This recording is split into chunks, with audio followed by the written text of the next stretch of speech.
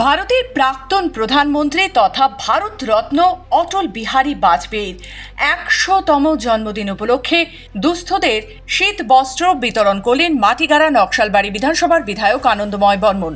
এদিন বাগডোগরা বিহার মোড়ে upper lower Bagdogra ও গোসাইপুর এলাকার দুস্থদের শীত বস্ত্র বিতরণ করা হয়। এদিনের অনুষ্ঠান শুরুর আগে অটল বিহারী বাজপেয়ীর প্রতিকৃতিতে পুষ্পস্তবক অর্পণ করা হয়। প্রদীপ প্রজ্বলনের সাথে সাথে উপস্থিত ছিলেন মাটিগাড়া নকশালবাড়ির বিধায়ক আনন্দময় বর্মন, লোয়ার বাগডোগরা মণ্ডলের সভাপতি শিষ্ণু ওরাও, আপার বাগডোগরা মণ্ডলের সভাপতি সিদ্ধার্থ থাপা, আপার বাগডোগরা মণ্ডলের সাধারণ সম্পাদক প্রিয়াঙ্কা সরকার মিত্র, লোয়ার বাগডোগরা মণ্ডলের সাধারণ সম্পাদক রেখা রায়সিংহ সহ অন্যান্যরা। পাশাপাশি তুলসী পূজন দিবস ও বড়দিনের শুভেচ্ছা জানান বিধায়ক।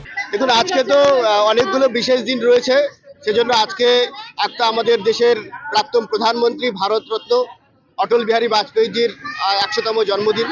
তার সাথে সাথে তুলসী পূজন দিবস আমাদের হিন্দু ধর্ম সনাতন ধর্মের সমস্ত বাড়িতে তুলসী মায়ের পুজো করা হয়। আজকে সেই পূজন দিবস হচ্ছে এবং তার সাথে সাথে খ্রিস্টান ধর্মেরও একটি বড় উৎসব রয়েছে, প্রভু যিশুর তাদের জন্মদিন বড়দিন হিসেবে আমরা সেটা পালন করি। শিলিগুড়ি থেকে নিজস্ব প্রতিনিধি রিপোর্ট, খবর বাংলা।